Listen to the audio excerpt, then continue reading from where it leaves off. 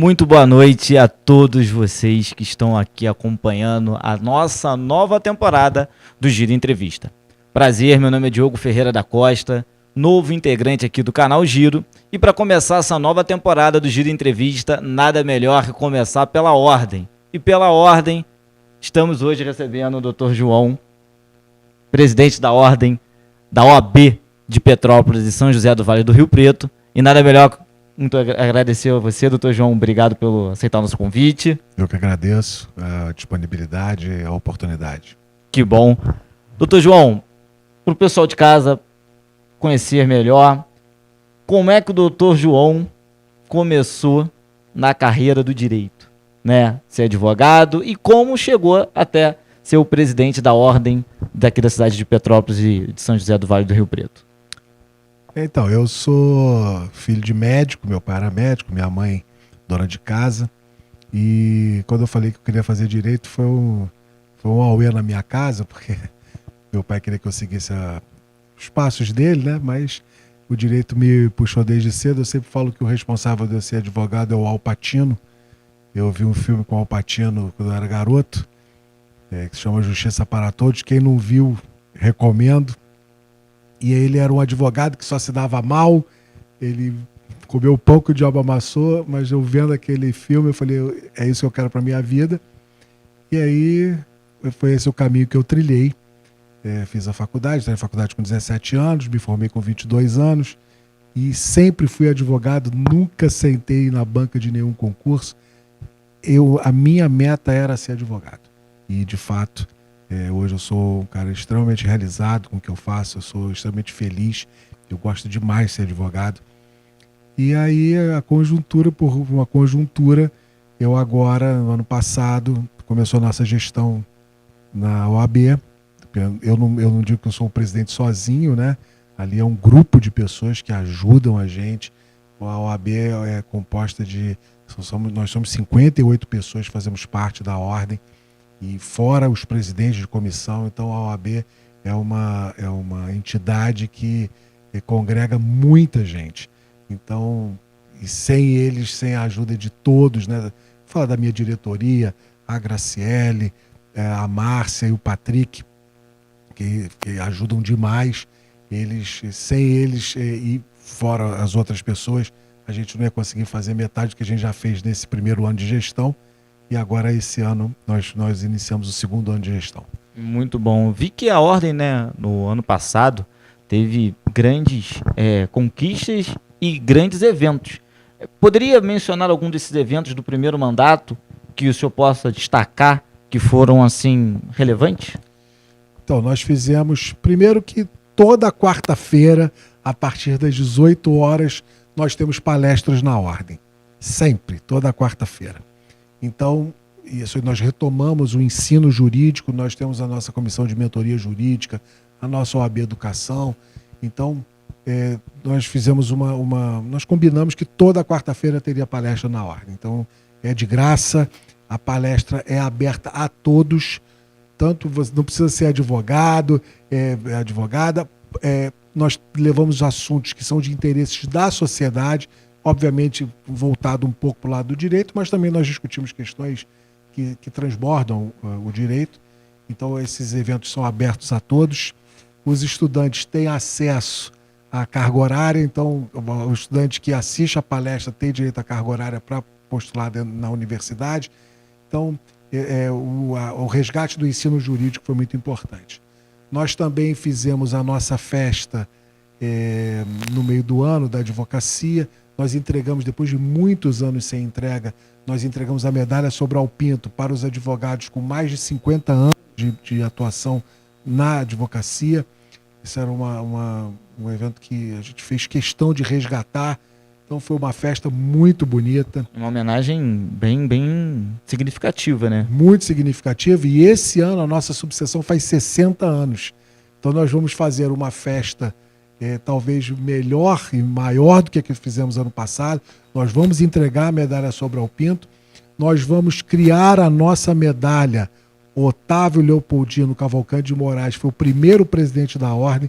Então nós vamos ter uma medalha da subseção e nós vamos homenagear esse ano os advogados que fundaram a ordem, aqueles que estão vivos, obviamente. Nós vamos homenagear essas pessoas e vamos fazer um resgate. E isso talvez é a coisa mais importante que nós fizemos, porque não estou falando, você perguntou de festa, né, de eventos. E nós fizemos várias coisas para os advogados. Mas o que talvez seja o marco da nossa gestão, foi o resgate também da memória da advocacia. Então, nós convidamos os advogados mais experientes para entregar a carteira, nós demos a medalha Sobral Pinto, nós demos diplomas de reconhecimento, nós fizemos o reconhecimento dos ex-presidentes da Ordem. Eu conheci o doutor numa das audiências, né, que a Ordem também esteve muito presente na Câmara dos Vereadores, que foi uma audiência sobre as drogas, né, presidida pelo doutor, né, hoje, né, o secretário de Saúde, Aloísio, né, vocês, né, da Ordem, né, e o senhor muito presente, né, em questões como direito da mulher, né, então assim, eu acho que a Ordem teve um bom acompanhamento de assuntos principais da sociedade, né. Então, isso é uma outra coisa, né, eu dizia da campanha que a OAB tinha que resgatar o protagonismo de outrora, porque o advogado é o porta-voz dos anseios da sociedade. Nós damos voz àqueles que não têm voz, nós, os advogados. Então, a OAB sempre foi, de uns tempos para cá, muito acanhada, não se envolvia nas questões de interesse público. Então, nós criamos a nossa comissão de projetos sociais. Então, nós fizemos trabalhos belíssimos com as mulheres vítimas de violência doméstica, com as crianças necessitadas. E nós, através da OAB Mulher, que é presidida pela doutora Graciela Amorim, nós nós levantamos a bandeira da implantação da Delegacia da Mulher em Petrópolis. A questão da violência contra a mulher aqui em Petrópolis tem números alarmantes. Não dá para a gente fechar os olhos em relação a isso. Então, a OAB Mulher e a terceira subseção, nós encampamos essa bandeira, nós, com os nossos recursos, importante que se diga, porque o trabalho da OAB é voluntário. Então, eu estou lá como presidente, a Graciele, o Patrick, a Márcia e todos os conselheiros e presidentes de comissões, nós temos um trabalho voluntário. Então, nós, com os nossos recursos, nós fomos a Brasília, nós falamos com os deputados, nós fomos à Alerj, falamos com os deputados estaduais, nós fomos à Câmara de Vereadores e a gente está nessa luta pela implantação da Delegacia da Mulher. Nós não esquecemos, né? Estamos brigando. E aí a Defensoria Pública, numa audiência pública na Alerj, a Defensoria Pública fez quase uma parceria conosco e ingressou com uma ação civil pública contra o Estado do Rio de Janeiro, no sentido de compelir o Estado a criar a Delegacia da Mulher em Petrópolis. Houve um pedido de liminar para que o juiz apreciasse e determinasse imediatamente que se fosse lançada a pedra fundamental da delegacia, e o processo está na mão do juiz ainda para o juiz definir. Eu participei também dessa audiência judicial, o juiz chamou a ordem, porque ele ciente de que isso foi um embrião dessa luta, partiu da ordem, então chamou a ordem para audiência, participei da audiência. Então é isso, né? A OAB voltou a ter o protagonismo, nós somos chamados pelo ente público para participar, para opinar, para ajudar. Então isso também foi um projeto, foi uma conquista muito gratificante da nossa gestão. Eu, assim, pesquisando vários assuntos, temos muitos assuntos que eu queria, no decorrer da nossa entrevista, falar com você, doutor. E o primeiro assunto te falando de violência contra a mulher. Na última semana a gente teve aí um reality show muito famoso brasileiro um suposto crime, né, de assédio, né, importunação sexual, enfim. E o senhor falou que em Petrópolis está tendo muitos casos de feminicídio. E aí a gente sabe que o feminicídio pode começar ou não numa importunação sexual, num crime de assédio e se desdobrar, né? Como é que o senhor vê, como é que a gente poderia melhorar essa lei para proteger ainda mais as mulheres, não só na cidade de Petrópolis, como no Brasil? A lei funciona, né? O que a gente precisa fazer, eu acho que lei o Brasil tem demais. Acho que a gente precisa educar a população. E a educação, ela é fundamental para a gente melhorar, conscientizar as pessoas, né, que não se faz determinadas coisas, não se levanta a mão para a mulher, não se joga lixo no chão, não se faz, não se deve fazer coisas que atrapalhem o outro, né? O nosso direito termina quando começa o do outro. Então, eu acho que se a gente no Brasil tiver uma consciência e essa consciência tem que ser educacional, porque de lei a gente tem muitas. No Brasil, tem uma coisa que eu acho que é surreal, que só acontece no Brasil. O Brasil é o país da lei que não pega. Cria-se uma lei, o cara fala assim, não, essa lei não pegou, mas como é que pode uma coisa dessa? E assim, doutor, não sei se o senhor vê isso, né? Às vezes até a lei pega, mas a lei ela funciona até ser o meu amigo, o meu parente, ele não fez por mal, mas o vizinho, não, ele tem que cumprir a lei, mas o meu amigo, o meu parente, ele não fez por mal, né? Então, isso é outra coisa que a gente conversa muito, né? A questão da relativização das coisas, né? Assim, se o cara não é do meu time, pau nele, né? Cadeia, tudo. Agora, se o cara é do meu time, pode tudo. Então o Brasil tem que deixar de ser o país da carteirada, do compadrio, do cartório, né? E ser um país onde as pessoas sigam a lei, mas não vão seguir a lei só por medo. Elas têm que seguir, elas vão seguir a lei por educação. Vou te dar um exemplo. No final de semana, eu fui a Teresópolis. E aí eu fui lá naquele mirante onde dá para ver o dedo de Deus e tal. Naquele entorno, ali, um lugar bonito, uma natureza assim exuberante, no entorno estava cheio de lixo. As pessoas bebem seus refrigerantes, sua cerveja, então eles jogam lixo no chão. Então, precisa de uma lei para dizer que não está certo o cara jogar o lixo no chão? Será que ele não sabe que está errado jogar o lixo no chão? Então, a pessoa precisa se conscientizar, a gente precisa educar as pessoas. Então, em relação especificamente sobre a violência contra a mulher, as pessoas, existem coisas que você não precisa dizer, isso já está óbvio. Só que a pessoa precisa ser educada. Olha, não pode fazer isso, está errado. Então acho que a gente não precisa de mais leis e mais sanções. A gente precisa educar o povo. Falando sobre leis, né, vi um dado no primeiro semestre de 2025, a população carcerária brasileira, né, não estou querendo colocar aqui se era prisão domiciliar ou não, estou falando no total, tá? Que o senhor me corrija se eu estiver errado. Tinha quase 944 mil pessoas na população carcerária brasileira no primeiro semestre de 2025. E aí, numa das palestras, né, numa das audiências públicas que eu vi o senhor participando, foi falado sobre a audiência de custódia e as prisões que às vezes acontecem no Brasil, não de forma certa, mas prendendo de forma errada ou com alguma forma errada, que aí tinha audiência de custódia onde a pessoa, o cidadão, ele era solto. Esses pontos, como que o senhor vê a audiência de custódia, esse número, que eu acho um número bastante significativo da população carcerária brasileira?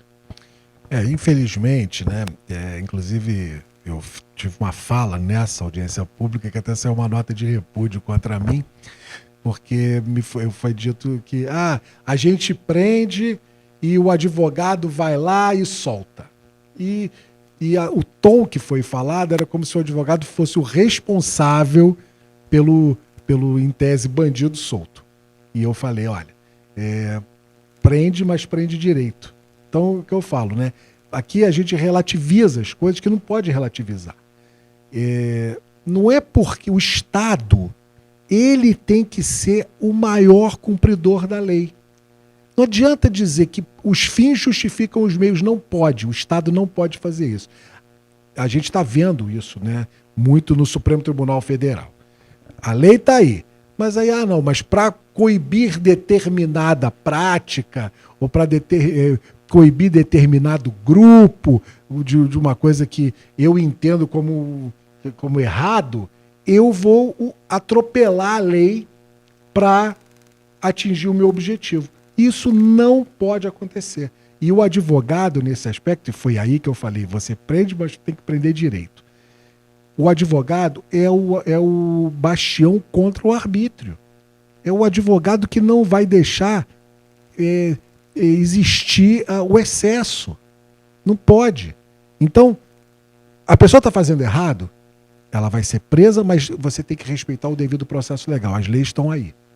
Então, não é que é para você coibir determinada prática que você vai atropelar a lei, você vai atropelar o devido processo legal para atingir um objetivo. Não, isso não pode acontecer. Então, a queixa que depois saiu a nota de repúdio contra mim foi nesse sentido. Porque eu falei, olha, a Lava Jato é um exemplo disso. Assim, eu estava presente nessa audiência, eu presenciei a fala e assim, eu entendi conforme o senhor queria transcrever o seu pensamento ali. E entendi muito bem que tem que existir realmente para evitar, né, e coibir esses excessos. Exatamente, porque aquele que não cumpre a lei é o fora da lei. Se o Estado não pode se tornar fora da lei para prender o fora da lei, isso não pode. Então, é isso que divide, né, o homem de bem do bandido. O bandido, ele tem um verdadeiro desprezo à lei. O homem de bem segue a lei. Então, se o Estado quer fazer cumprir a lei, ele tem que dar o exemplo. E o exemplo que eu dei da Lava Jato foi exatamente isso. Nós vimos que, por força de alguns abusos, excessos que houveram no processo, algumas pessoas que cometeram os maiores atos de corrupção da história da humanidade estão aí, livre, leve, solto. Um, inclusive, foi governador do estado do Rio de Janeiro, virou influencer, dá dica até de filme no Instagram. Você vê, o cara roubou milhões de reais, se quiçá bilhões, a gente nem sabe. E ele está aí livre, leve, solto, né? Esses dias mesmo o STF mandou o Estado devolver não sei quantos milhões de reais, acho que 30 milhões de reais, para um bandido que foi prego, que teve que devolver o dinheiro que roubou dos cofres públicos. Ele teve que devolver para o Estado e agora o STF mandou o Estado brasileiro devolver esse dinheiro que é oriundo de corrupção para o meliante. Então isso não pode, é uma coisa absurda. Então, a gente tem uma alta população carcerária, mas a alta população carcerária é daqueles que não são os amigos do rei, né? Infelizmente, o Brasil, a gente vê que a população carcerária, majoritariamente, é de pessoas pobres, é de pessoas que não têm acesso a advogados, né? A bons advogados, e aí estão lá presos.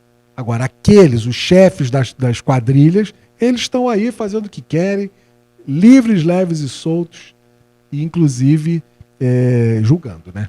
Então, é muito triste isso. Uma das falas no nosso começo da entrevista foi do STF, né? E nos últimos 10 anos, podemos dizer assim, que a gente vê com mais brilhantismo ou protagonismo, o STF tem tomado algumas decisões equivocadas ou não. Eu queria perguntar para o senhor como que o senhor vê isso, o STF tendo esse papel muito importante, né, nesse curto espaço de tempo, né, de 2015, né, até agora, né, 11 anos, né? Esse ano ainda não teve tanta... Já teve. Já teve? Olha só. Então, nos últimos 11 anos, como é que o senhor vê o STF sendo o principal órgão do país, assim, tomando decisões que, ao meu ver, às vezes, que não cabe, né, o órgão tomar? Então, eu fiz um programa com você no passado, você também falava de futebol, né? Então, e eu sempre digo o seguinte, num jogo de futebol, se o juiz aparece mais que o jogador, alguma coisa está errada. Muito. Não é isso? Então, o que está acontecendo, né? O poder não aceita vácuo. Isso tem uma responsabilidade muito grande do nosso legislativo, que qualquer questão que era levada no Congresso e era votada, então os representantes do Legislativo, eles estão lá através do voto popular. Nós escolhemos aqueles caras que estão lá. No STF, nós não escolhemos ninguém, quem escolhe é o presidente. Então, eles não têm o apoio popular, eles não têm a representação popular. Estão lá, em tese, pelo notório saber jurídico e o presidente escolhe aquelas pessoas. Muito bem. Só que qual era o problema? No legislativo, toda vez que um grupo, que alguma questão era levada à votação no Congresso, e o grupo que estava insatisfeito com o resultado daquela eleição, daquela votação ali no Congresso, esse grupo ia para o STF, então, dar a canetada final. Isso, primeiro, mostra uma atitude absolutamente antidemocrática, né? Porque o Congresso são 513 deputados que foram eleitos através da vontade popular. E aquele voto ali no Congresso tinha que ser respeitado.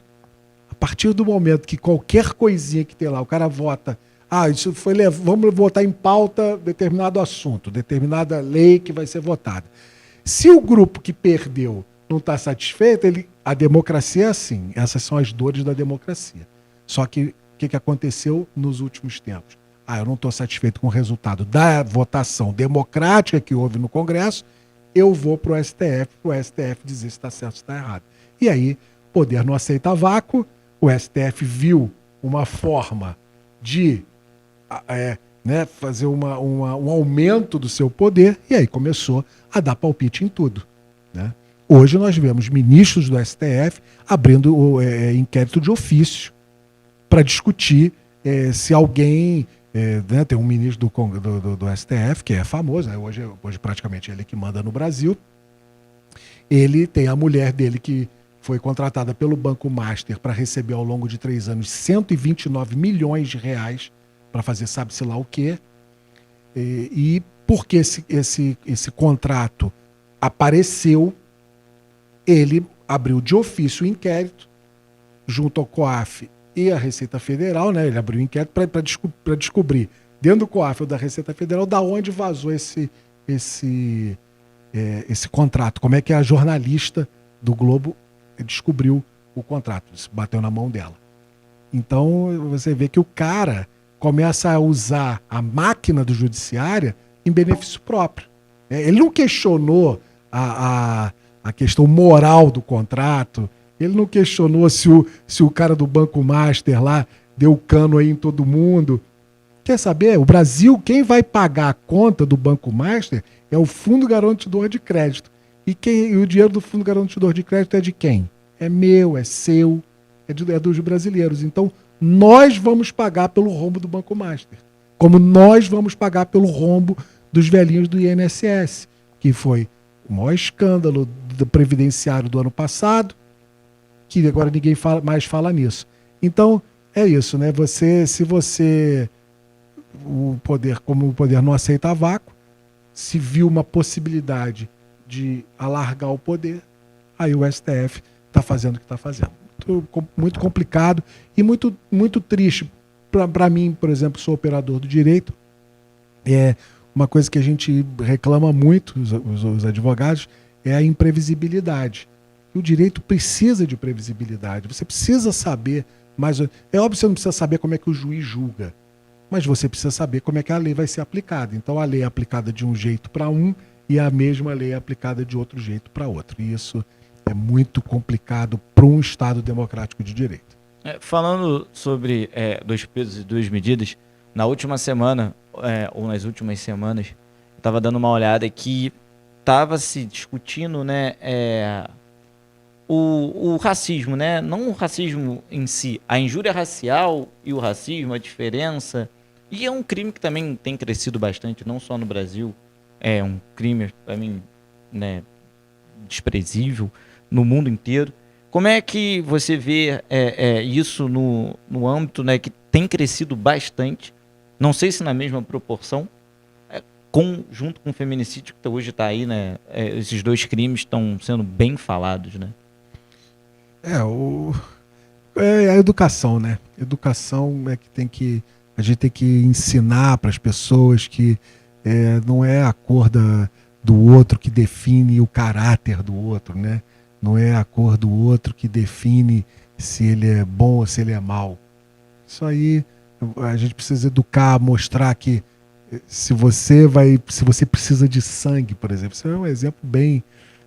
Se você está precisando de sangue no banco e você vai do banco de sangue, você não vai perguntar de quem é o sangue que está para salvar a tua vida, né? Se o sangue é de um asiático, se é de um negro, se é de um branco. Você vai querer salvar a sua vida, né? Você vai receber o sangue. Então, as pessoas, nós todos temos as nossas dificuldades, seja branco, seja preto. Nós somos pessoas que somos pais, temos filhos, que a gente respeita os outros e a gente quer ser respeitado. Então, isso é uma questão que, infelizmente, né, o mundo hoje está tão polarizado, o que é uma pena, né, porque Platão já dizia, né, você só chega à verdade com você confrontando posições. Então, se a sua ideia é diferente da minha, nós vamos dialogar. Os diálogos de Platão eles são livros baseados exatamente no diálogo, e de acordo com o nosso diálogo nós vamos chegar ao mais próximo da verdade. Então, infelizmente, as pessoas hoje não dialogam. A sua verdade é a verdade absoluta. Então, você falar, eu acho isso em relação ao Diogo, e não adianta eu falar qualquer coisa para me demover da ideia, para mostrar que existe um Diogo muito além daquele jornalista que está aqui fazendo a entrevista. E hoje, né, doutor, acho que uma das grandes causas disso é a rede social, né? A gente fala que a rede social hoje virou terra sem lei, terra de ninguém. O que coloca na rede social passa a valer como uma verdade mais de 10, 20, 30 vezes faladas, as pessoas começam a acreditar, né? E acho que as pessoas hoje não discutem mais por uma chamada de matéria do que propriamente parar para olhar a matéria em si, do que a gente está falando, do que a gente está, né, abordando, do que a gente está mencionando. Vai muito além da chamada e se começa ali a discutir várias coisas, né? Então, esse é o ponto, né? O ser humano, ele é muito complexo. Ele não é A ou B só. O ser humano tem uma complexidade extrema. Você pode... Um dia eu estava lendo um negócio, né? O Hitler, por exemplo, que foi um ser desprezível, tem uma foto dele acariciando um cachorro. Então, assim, com o maior carinho com o cachorro. Então você vê aquele cara. Se você não soubesse quem era, a primeira imagem que você tinha dele, pô, que cara legal aí, ele tá ali fazendo carinho no cachorro. Só que depois, quando você vai a fundo e você descobre quem é aquela pessoa, o cara é um ser desprezível. Então as pessoas têm essa dualidade. Então é muito difícil você julgar pelo primeiro olhar. Como eu falei, você vê a foto do cara lá com o cachorro, a primeira imagem dele pode ser de um cara ótimo, e no fundo ele era horroroso, né? Então, se a gente pudesse ver o outro, ou se a gente tentasse enxergar o outro como a gente enxergasse um irmão, o mundo ia ser muito melhor. Porque, ao fim e ao cabo, né, nós temos muito mais pessoas boas do que pessoas ruins. É que o mal, ele é estridente, né? O mal fala alto e o bem é silencioso. Então, o julgamento apressado, infelizmente hoje, né, a pessoa vê até o filme. Hoje em dia, eu estava conversando com a minha filha, tem isso. Na Netflix hoje, você pode ver o filme em velocidade dobrada. Sim. Então você perde as áudio de WhatsApp. Exatamente. Você perde a nuance do filme. Ou seja, a pessoa está interessado em tirar dali o conteúdo.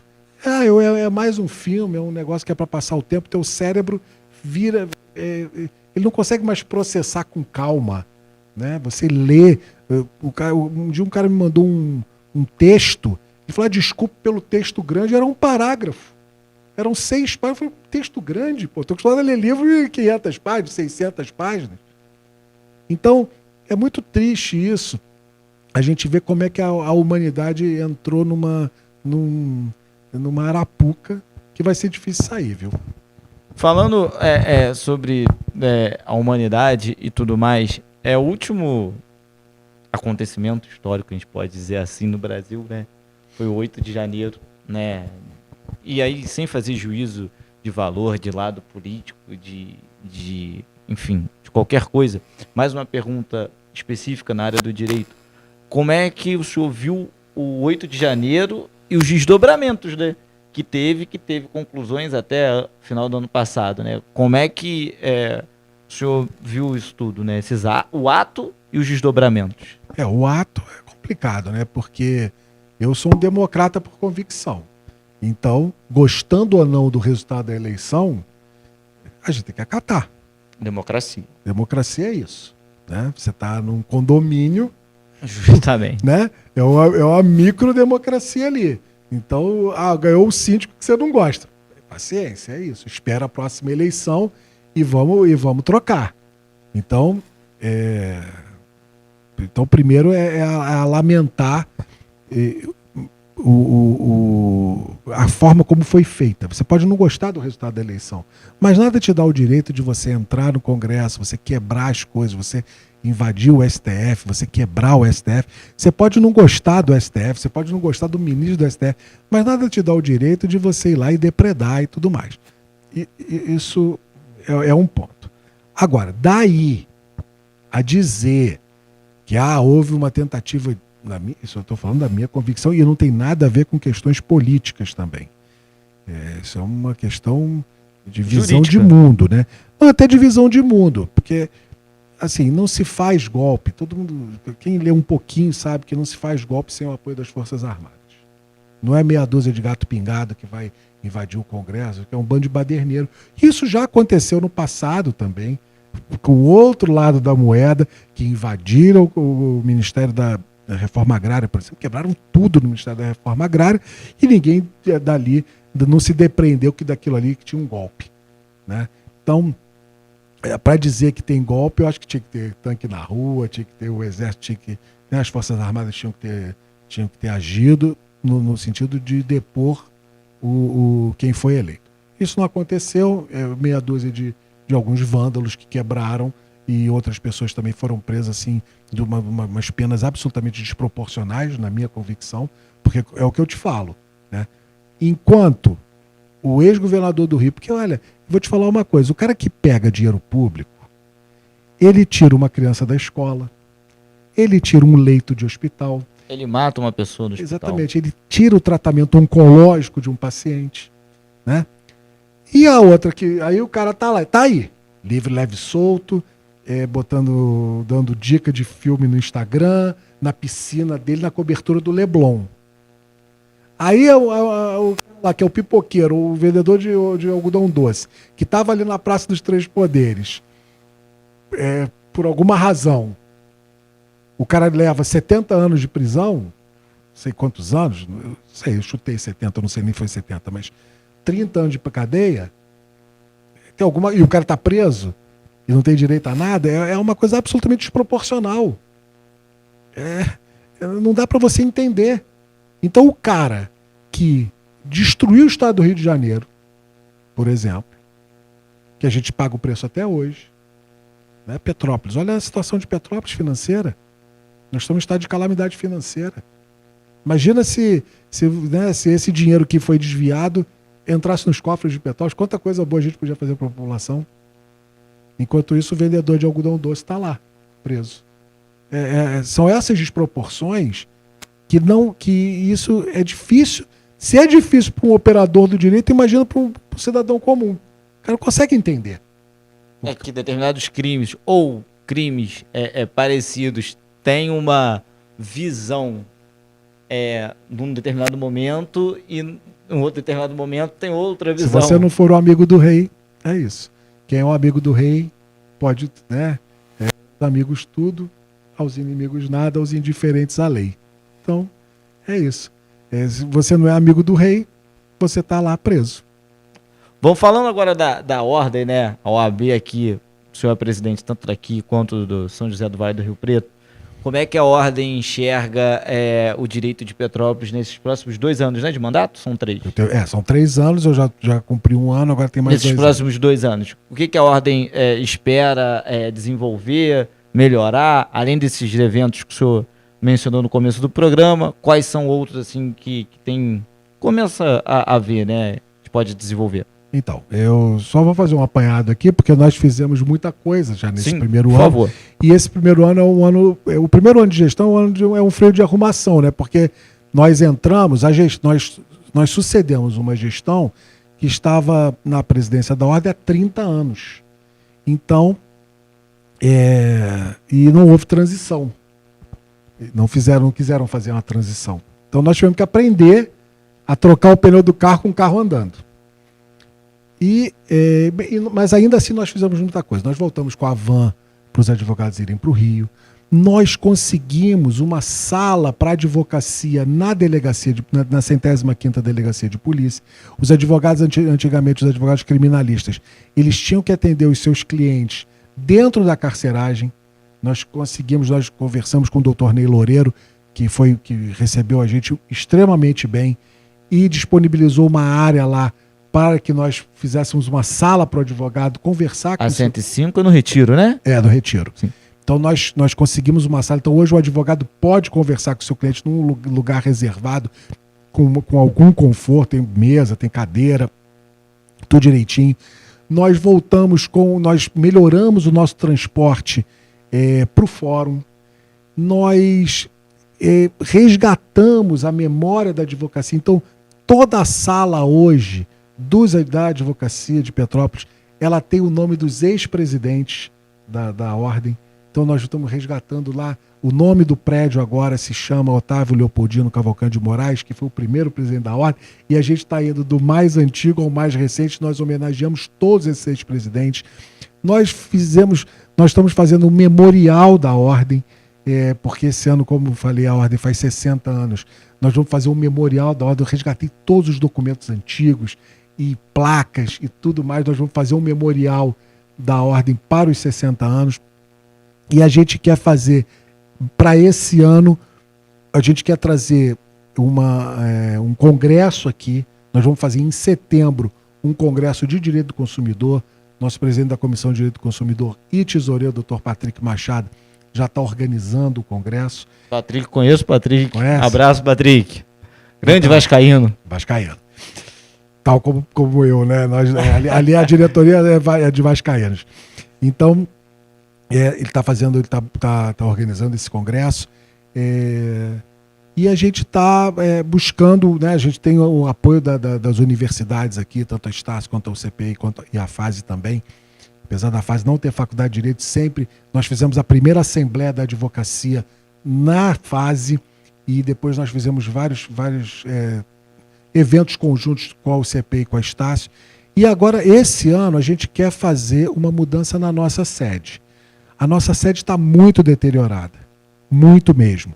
Nós pegamos, para lhe dar um exemplo, quando nós entramos na Ordem, todas as cadeiras do auditório estavam rasgadas. Aí nós reformamos todas as cadeiras, nós temos muito pouco dinheiro, porque nós dependemos de um repasse da OAB do Estado, e o repasse é baixo. Então, com pouco dinheiro que a gente tem, nós reformamos todas as cadeiras, nós fizemos obra na secretaria, e agora esse ano a gente quer intensificar as reformas na sede para dar mais conforto para o advogado. Não adianta nada eu exigir respeito no fórum, na delegacia, nos ambientes públicos, quando a própria Ordem não respeita o advogado, quando atende o advogado de uma forma muito ruim, né? De uma forma muito... não tem nenhum conforto, muito desconfortável. Então nós agora vamos fazer... Esse ano vai ser voltado para melhorias na nossa sede. Vamos criar agora um clube de benefícios para os advogados. Nós estamos fazendo tipo um clube de descontos, né? O advogado paga um pequeno valor e aí ele vai ter direito a descontos em várias lojas e no comércio, restaurante, academia de ginástica, estacionamento. Então a gente está fazendo esse clube de benefícios para trazer recursos, um valor pequeno, valor módico, mas esse valor que o advogado vai desembolsar vai ajudar a Ordem a fazer as obras necessárias de melhorias. Nós vamos fazer um projeto agora, depois do Carnaval, um projeto Adote a OAB. Então, os empresários que queiram ajudar a Ordem, nós precisamos reformar a parte dos escritórios compartilhados. Então, nós vamos levar esse projeto Adote a OAB. O empresário que quiser ajudar na reforma da ordem, nós vamos dar um selo de empresa amiga da advocacia, um diploma, e vamos colocar estampado lá na ordem que essa empresa ajudou a reforma da ordem. Nós vamos divulgar no nosso Instagram. Nós temos visitas de mais ou menos 150 mil pessoas por mês visitam o Instagram da ordem. Então nós vamos divulgar o nome da empresa no Instagram da ordem. E aí a gente vai tentar fazer as melhorias na nossa sede, que é fundamental. A entrada da OAB parece que você está entrando no cadafalso, parece ter um corredor da morte. É feio demais, é tudo muito deteriorado. Então a gente está com esse projeto agora, já de arquiteto, com arquiteto direitinho, que vai doar o projeto para a gente, e aí a gente vai começar a implementar essas obras. Isso é muito importante, né? Como o senhor falou, né? Toda mudança, né? Ela passa por determinadas situações quando se pega, né, um grupo, como o senhor falou, 30 anos, né, no poder e não fazia muitas obras, né, pelo que eu estou entendendo. Não tinha obra nenhuma. Não desenvolvia, né? De manutenção é zero. Então, eu acho que vai dar muito certo, já deu muito certo. Ano passado, pelo que eu pude acompanhar, né, a OAB realizando aqui na cidade de Petrópolis, já está com uma boa atuação. O senhor mencionou o direito do consumidor, que é também um assunto que vira e mexe a gente tem aqui, não só na cidade de Petrópolis, como canais em outros estados, com um advogado bem famoso que fica na televisão também, falando sobre o direito do consumidor, e isso tem crescido bastante, né? Reclamações, enfim. Quais são as principais dicas, né, que o senhor pode dar sobre o direito do consumidor, atenção na hora da compra, nota fiscal, enfim? Só uma apanhada assim que a gente pode, né, falar para o nosso telespectador. Olha, uma coisa que é um problema muito sério do consumidor são essas compras online, né? Compra online, eu sempre falo para os clientes lá do escritório, comprem em lojas online que exista uma loja física. Né? A exceção desses grandes sites, né? Amazon e AliExpress, Shein e tal. Sites de roupa também, que são famosos, tênis, né? Agora, você comprar porque às vezes vem isso, né? Olha, mega promoção, você vai comprar um jogo de panela aqui na loja, custa R$1.000, você vai pagar R$100. Tá na cara que não é, que isso aí é golpe. Né? E aí depois você não consegue buscar, você pode entrar com a ação, você não consegue achar a empresa que é de fundo de quintal, ou sequer é do Brasil. O cara monta a loja virtual aqui no Brasil, mas às vezes o cara nem é daqui, o cara tá na Índia, o cara tá no Laos, você nem sabe onde é que o cara tá, então é muito difícil você reaver o eventual prejuízo. Então, principalmente, cuidado nas compras online. Quando alguém te mandar um e-mail, você verifica se o e-mail é da empresa mesmo, né? Porque, por exemplo, você sabe que às vezes vem contas de concessionários de serviço público, eles mandam contas pelo e-mail, né, por exemplo. Aí quando você vai ver, a conta aparentemente é a tua conta. Aí quando você vai olhar o remetente, quem te mandou aquela conta também é um monte de número, arroba, outras coisas que você nem sabe o que é, .com. Não é da concessionária de serviço público. Então, atenção em relação a isso. Porque depois, não adianta, o advogado ele trabalha com a lei, mas ele não é mágico, né? Essas empresas você não tem como buscar. Os golpes virtuais, e você sabe que a advocacia está sofrendo demais com os golpes do falso advogado. Isso é importante também trazer isso, porque não é uma relação de consumo, mas isso é uma doença que está acometendo a advocacia, e dificilmente a gente consegue resolver, porque é o do golpe do falso advogado. O cara pega a minha cara, o cara pega a minha voz, o cara consegue, através da inteligência artificial, às vezes, copiar a voz do advogado, e esse falsário entra em contato com os clientes e fala: olha, você entrou com uma ação, você ganhou R$100 mil, mas para você ter direito a esse dinheiro, você ter acesso ao dinheiro, você tem que transferir 5 mil para minha conta, ou 5 mil para a conta de um terceiro, ou 10 mil, ou 20 mil, ou seja lá o que for, o valor que for. E muitas pessoas caem no golpe do falso advogado. Então, lá na OAB, nós já fizemos uma comissão para combate do golpe do falso advogado. toda vez que alguma pessoa te pedir dinheiro, advogado, entre em contato com o telefone que você conhece do advogado, ligue para o escritório do advogado, não saia depositando dinheiro desesperadamente, porque o falsário sempre fala assim, não, você tem que depositar agora para o seu dinheiro ser liberado amanhã. Não façam isso. A orientação também que a OAB deu para os advogados nos seus contratos, coloquem lá os canais oficiais de comunicação, que o advogado não se responsabiliza por qualquer contato fora daqueles canais. E o cliente também, atenção, não depositem. Se me manda dinheiro para pagar custas processuais. Não precisa mandar dinheiro para o advogado. As custas processuais hoje, né, estou falando do TJRJ, as custas processuais hoje, você vai no site, você tira uma guia, tem o código de barra da guia, você pode pagar no banco, e tem inclusive um QR Code para você pagar através de Pix. Então você paga as custas, não precisa depositar dinheiro na conta de ninguém, é só você paga diretamente no banco. Então evite cair nesse golpe, entre em contato com o seu advogado, ninguém melhor do que o próprio advogado para te dar as coordenadas.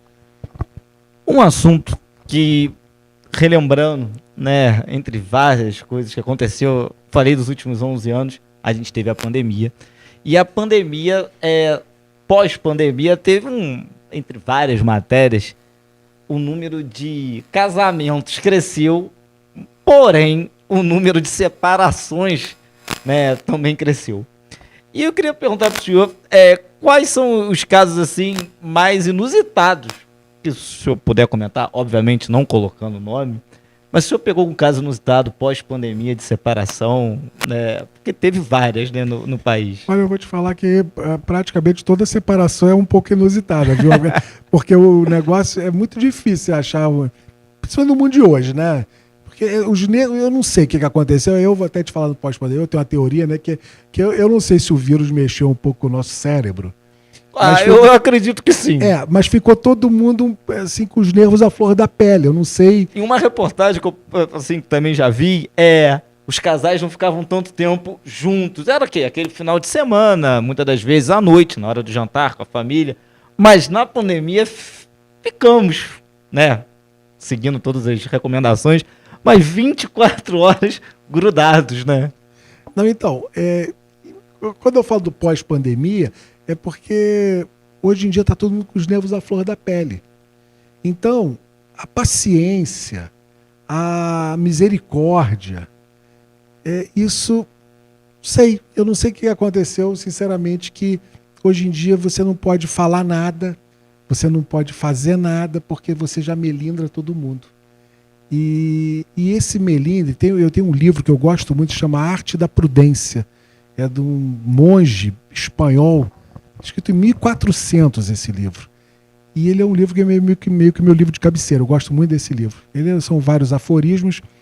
E um deles, eu repito muito, que é não ser de vidro no trato. Porque quando a gente é de vidro no trato, qualquer coisa te machuca você não te pode, quebra. Né? Então, a vida é dura. A vida é dura. Exatamente, a vida é dura. A gente não pode, nós que não somos perfeitos, eu não posso exigir a perfeição do outro. É óbvio que uma hora a gente vai escorregar, uma hora a gente vai falar alguma coisa que de repente pode não ter sido. Exatamente, pode não ter sido a palavra escolhida, pode não ter sido a melhor palavra. Mas se a gente olhar o outro como irmão, isso serve, né? Quando a gente falou do racismo, isso serve também, acho que isso serve nas nossas relações do dia a dia. Né? Se a gente olhar para o outro com misericórdia, sabendo, olha, ele é tão humano quanto eu, ele pode cometer tantos erros quanto eu cometo. Né? Se isso a gente começar a mudar, acho que a pandemia deixou isso muito, os nervos à flor da pele. Hoje em dia, o cara faz um comentário no Instagram ou na rede social qualquer, Facebook, já vem aqueles haters falando um monte de atrocidade, xingando e desejando a morte do filho, a morte dele. Gente, isso não dá. A gente precisa de mais amorosidade. Eu acho que isso está faltando. E como também na balança da justiça, né? Não é um erro, né? Também, claro, né? Erros normais de todo ser humano. que julgam as pessoas. A pessoa pode fazer 100 coisas boas, mas se ela tem um erro, ela cometeu um erro, ela não é por causa de um erro que ela vai ser taxada como nada, e nem por causa de 100 acertos que ela também vai ser taxada como nada. Acho que a gente tem que pesar como na justiça, a balança da justiça, nós temos que pesar para conseguir viver, tanto em democracia quanto com nossos pares, enfim, família, amigos e por aí vai, né? E o judiciário, a mesma queixa que eu fiz do legislativo, quando levou tudo para o judiciário se viu, assim, possibilitado a aumentar o seu poder, isso serve também nas relações cotidianas, porque hoje em dia qualquer coisa o cara vai para o judiciário. Então você tem um volume enorme de ações que às vezes você poderia resolver com uma conversa. Você pode chamar a pessoa e falar, olha, talvez isso aqui dá pra gente resolver desse jeito. E eu vou te falar, a justiça hoje, o judiciário fluminense é muito caro. Eu ia perguntar isso, você dando esse gancho, eu ia perguntar isso. Hoje a gente tem muitos processos, né? Tanto direito do consumidor, separação, processos trabalhistas, que também cresceu muito pós-pandemia, né? E durante a pandemia. Como você enxerga? Acha que tem solução? Tem algum modelo que a gente poderia usar aqui no Brasil que conseguiria ajudar, né, a diluir esses processos? Então, hoje, né, eu acredito que o futuro do direito, o advogado ele não é um processador. O advogado é um resolvedor de problema. Quando o cliente chega no teu escritório com um problema, ele quer que o problema seja resolvido. Como você vai resolver, pouco importa. Ele quer que resolva. Então, o judiciário hoje é muito caro e é ineficiente. Os processos demoram demais, demoram muito. Então, hoje, eu acredito que a advocacia ela tem que trabalhar muito para a questão da mediação, para as resoluções extrajudiciais de conflitos. Então, na quarta-feira, sem ser amanhã, a próxima, dia 28 de janeiro, vai o juiz aqui, que é o coordenador do Sejusc, que é o Centro de Mediação do Tribunal de Justiça em Petrópolis, Dr. Carlos André Espima. Não, então não tá toda certo, é amanhã sim, dia 28. Hoje é dia 27, amanhã é dia 28, correto. Então tá bom. Então, no dia 28, o juiz do Sejusc, coordenador do Sejusc, Dr. Carlos André Espilma, e a Marcela Bu, que é a coordenadora também da parte de mediação do tribunal, farão uma palestra na ordem explicando exatamente a importância da mediação. Muitas vezes você pode resolver um problema com a conversa. E a mediação, é importante dizer, ela é gratuita. Você pode usar o mecanismo da mediação do Tribunal de Justiça e não paga nada. Fora isso, hoje algumas pessoas estão criando centros de mediação, centros de... Não se chama nem de mediação, mas centros de resolução extrajudicial de conflitos. Então, por exemplo, eu sou seu vizinho, você está fazendo uma obra na tua casa irregular. Tá lá, você botou o caimento do teu telhado para dentro da minha casa e está gotejando na minha casa, está caindo água lá.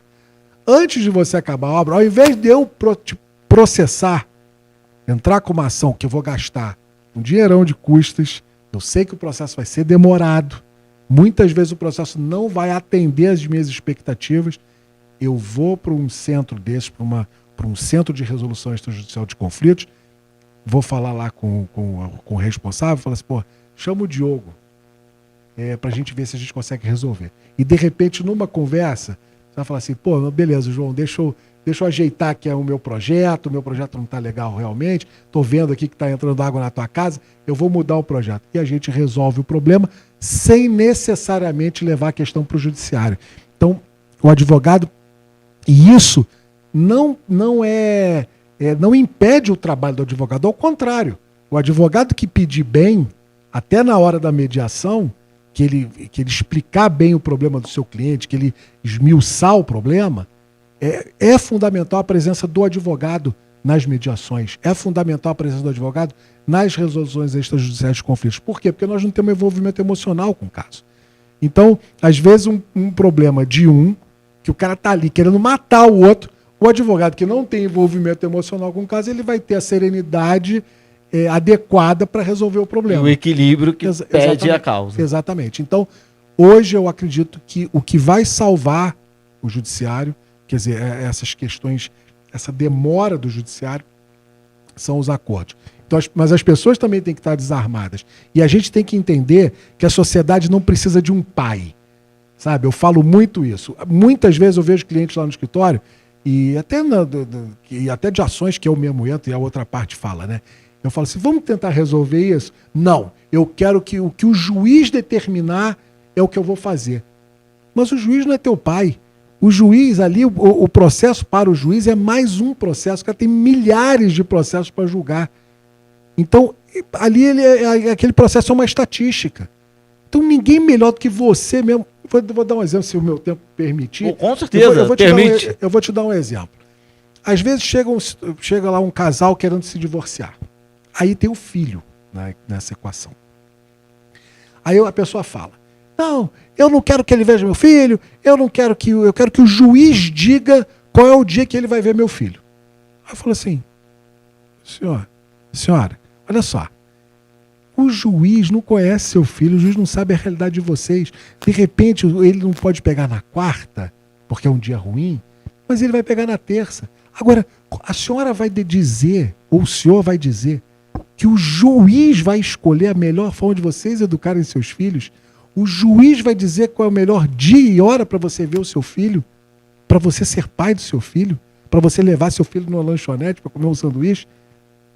Não é o juiz, vocês é que tem que ter bom senso e resolver isso. Precisa de um juiz para resolver. Ninguém melhor. Eu, por exemplo, sou um pai amorosíssimo dos meus filhos. Eu amo os meus filhos. E não tem juiz, com todo respeito ao judiciário, que diga que eu vou ver o meu filho no sábado e não vou ver no domingo. Ora, eu sou pai o tempo todo. Né? Não é só no final de semana. Não é só no final de semana. E assim, o meu pai tem essa frase que ele fala muito, quando o homem ou a mulher separam, eles se separam, eles não separam um dos filhos. Exatamente. Os filhos vai continuar é o elo de ligação e vai ser a vida toda. A vida toda. Então, assim, eu acho que tem que ser sempre esse bom senso, porque você formando outra família, nesse caso, ou não, você tem um filho. Então, esse filho, a gente vê muito hoje, né, um paralelo, pensão alimentícia, eu pago X de pensão e é isso e pronto. Gente, acho que não precisa ir para o juiz falar o que você deve pagar ou não deve pagar. E ninguém é melhor do que você para saber quais são as necessidades do seu filho. Então você vai pagar aquilo e vai deixar o seu filho passar necessidades de outras coisas? Exatamente né? isso. Podendo proporcionar coisas melhores? Então, e o estudo hoje da resolução extrajudicial dos conflitos é exatamente isso. É tentar resgatar nas pessoas o bom senso. Você não precisa de um pai para dizer o que você tem ou não que fazer. Nós somos adultos, responsáveis, pagadores de impostos, e muitos impostos, aliás, mas a gente... E muitas contas. Exatamente. E a gente consegue resolver os nossos problemas, sabe? E filho e família não é problema. Né? Jamais, né? Exatamente. Filho é um prêmio. Então, ninguém melhor do que você mesmo para saber a melhor forma que você vai educar o seu filho e qual é a melhor forma, qual é a necessidade que o seu filho tem. Você sabe que o seu filho precisa ir à escola, você sabe que o seu filho precisa comer, precisa do tênis, precisa de uma roupa, né? Então, é o juiz que vai dizer, olha, você vai pagar R$100 por mês de pensão. Pô, mas eu sei que o meu filho depende, obviamente dentro das minhas necessidades, mas eu sei o que meu filho precisa. Então, dentro das minhas possibilidades, eu vou ajudar meu filho da melhor forma. Então, o bom senso precisa imperar sempre. Doutor João, agradeço ao senhor estar aqui nesse primeiro programa. Acho que foi nada melhor que a gente falar de ordem, começando o ano da melhor forma possível. Queria que o senhor olhasse para a câmera, deixasse suas considerações finais e falasse que amanhã, né, essa palestra que vai ter aí na sede da ordem aqui na cidade de Petrópolis. O tempo é do senhor. Então, como eu acabei de falar de paternidade, eu quero mandar um beijo para os meus filhos, Bernardo e Manuela. Quero mandar um beijo para minha mulher, para Roberta. Quero dizer que de amanhã, dia 28 de janeiro, na sede da OAB, na Rua Marechal Deodoro, nós vamos fazer uma palestra exatamente sobre mediação, sobre resolução extrajudicial dos conflitos. E aí vai ter a presença do juiz representante do Sejusc em Petrópolis e vai ter a presença, que é o Dr. Carlos André Spilman, e a presença da Marcela Bull, que é a coordenadora dos centros de mediação. Então, contamos com vocês lá. A OAB está de portas abertas para os advogados e para os não advogados. Nós somos os porta-vozes dos anseios da sociedade e a gente quer que a sociedade faça parte da ordem. É isso. Muito obrigado, doutor João. Eu agradeço a você por estar comigo nesse primeiro programa, nessa 1 hora aqui de bate-papo excepcional. E te espero semana que vem com mais um convidado para a gente falar não só do nosso município, mas também do nosso estado e do nosso país. Um forte abraço e até semana que vem.